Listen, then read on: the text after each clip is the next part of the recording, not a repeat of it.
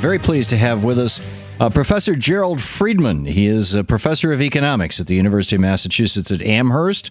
That's umass.edu. His Twitter is GFRIEDMA at GFriedma.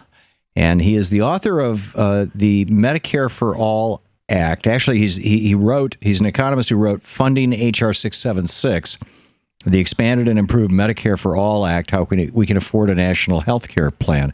Professor, welcome to the program. Oh, thank you. Thank you for having me. So glad to have you with us. Is the plan, H.R. 676 is the bill that John Conyers has been introducing into the House of Representatives year after year after year for, it seems like, over a decade. Do I have that right? Yeah, unfortunately. Yeah. Well, yeah, I think it's a good thing he keeps introducing it. And that is a bill that in the past, I believe Senator Sanders has endorsed? Yes. And voted for? And this has his own bill as well. Right. Okay. So Bernie, the question, of course, is, Hillary Clinton saying, well, how are you going to pay for this? I don't get this, and you have actually posted a response to Hillary Clinton, I guess. How does it work? What do we know about how Bernie Sanders plans to pay for Medicare for all, or how it could be paid for? Yeah. Well, it could be paid for. You have to keep in mind, Medicare for all, a single-payer system, would first off save trillions of dollars over the next decade. A minimum of $500 billion next year in reduced administrative waste and in reducing the monopoly price of drugs and other medical devices. So you're saving a lot of money right off. Everybody in the country would benefit from that.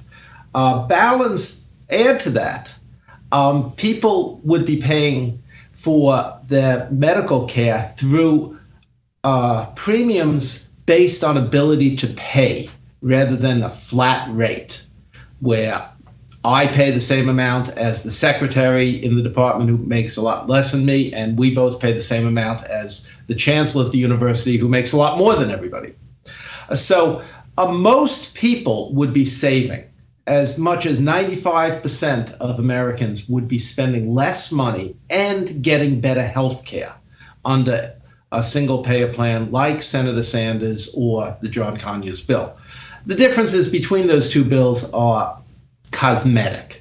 I could run down the numbers if you'd like, but suffice to say, we're already spending huge amounts on health care, including huge amounts from the federal government.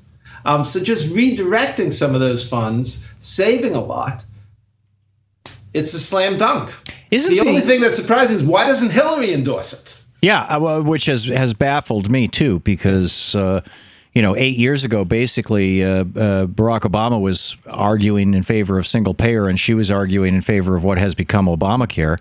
And I would think that, it'd be really smart of her to try to reverse those roles this time around. But let me see if I have this right. To just really boil this down to fundamentals, as long as we keep cycling our healthcare dollars through banks, basicly institutions that simply handle money, they take money in, they disperse money out. That I believe is a banking function. And the banksters who run these organizations that they call for-profit health insurance companies continue to take, as in the case of Stephen J. Hemsley, the CEO of United Healthcare, over $1 billion in compensation. United Healthcare has over 100 executives making over $1 million a year. As long as we continue to cycle our healthcare dollars through these banks, they're going to continue to skim hundreds of millions or hundreds of billions of dollars over decadal periods out of our money. And if we eliminate them out of the equation and simply take our healthcare dollars and deliver them through the Medicare system, which operates on around 3% overhead instead of the 25% of the health insurance companies, and deliver those dollars then to the healthcare providers, we save a fortune. Plus, if we have a national system of buying drugs, we save a fortune there in terms of bulk buying privileges or power. Is that the essence of everything? Yes, exactly. Just to give you some numbers to this, overhead at private health insurance companies comes to over $200 billion this year. If they operated as efficiently as Medicare, we'd be saving almost $200 billion right off the top. Wow. Now that overhead, that's That's their advertising, their fancy buildings, their corporate jets with the gold-plated faucets, the CEO executive dining room, the massive CEO salaries, and the tens of thousands of people that they employ to carefully examine every claim to make sure that, to see, as often as possible, they can deny our claims. Do I have that right? Exactly. And dividends to the shareholders. That's right. That's right. Now, add to that hundreds of billions of dollars spent at providers' offices, and including hospitals, processing paper for these insurance companies. Right. So you have almost, in many American hospitals, you have as many people doing billing as you have beds in the hospital. I have a doctor who has 2 full-time physician assistant employees. And being a PA is no small thing. I mean, that's just a step short of being a doctor, who could be in their own private practices as essentially physicians. Their full-time job, these 2 women, the only thing they do is fight with insurance companies on behalf of this gastroenterology practice. I was astonished when I learned that. That's right. And you add to that, your doctor probably spends a few hours every week if he's like most doctors. Right, and he's got a whole office staff that does this as well. But I mean, these two women, because they have medical knowledge, they go in and when the health insurance companies say no, they go in and fight. Yeah, but so it's astonishing. You're talking about that physician practice is probably spending well over $100,000. The average for American practices, physician practices, is close to $100,000. Yours is maybe a little above that. Yeah. That's all coming out of us. Right. And we don't get any health care out of it. Right. Worse, those PAs could be doing health care. Instead, they're pushing paper and arguing. Yeah.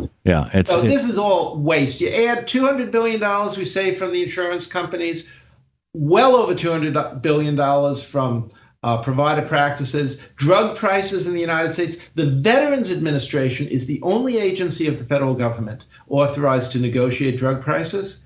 They get world prices, which are a little more than half what we pay, other people pay in the United States. Americans pay close to twice what Canadians pay, what French people pay, what Italians pay for drugs. If we paid world prices, we would save over $100 billion.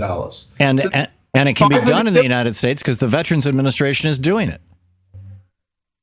Yeah, of course it could be done. Exactly. They show it can be done. Why don't we do it? Because, these $500 billion that we'd save right off the top, that is $500 billion of income for people. And Steve Helmsley and the owners of the drug companies, they all look at single payer as the end of their free ride. Right. It got a great deal. They're making millions and millions off the rest of us, and they don't want to give it up. Yeah, and the Supreme Court has said that they can wholly own their own politicians, and they can run ads, and they can do whatever they want. It's truly astonishing. So I really wish that Californian you mentioned, that initiative would go national, so that we'd see Pfizer and United Healthcare emblazoned on the jackets of the politicians. Yes, I do too. I wrote a book a couple of years back called Rebooting the American Dream, 4 years ago.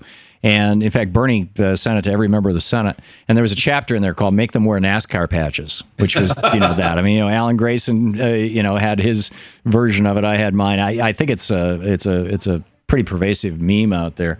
But it's amazing. Professor Gerald Friedman, professor of economics at the University of Massachusetts at Amherst. He is the author of Funding H.R. 676, the Expanded and Improved Medicare-For-All Act, How We Can Afford a National Single Health Care Plan, and a recent piece of response to Hillary Clinton that you can find over at, that's at HuffPost? I think, yeah, okay. Professor Friedman, thank you so much for being with us. Thank you. To watch more clips from our programs, hit the Watch More Videos button over here. And please be sure to hit the handy-dandy subscribe button so you'll always be up to date. Tag, you're it.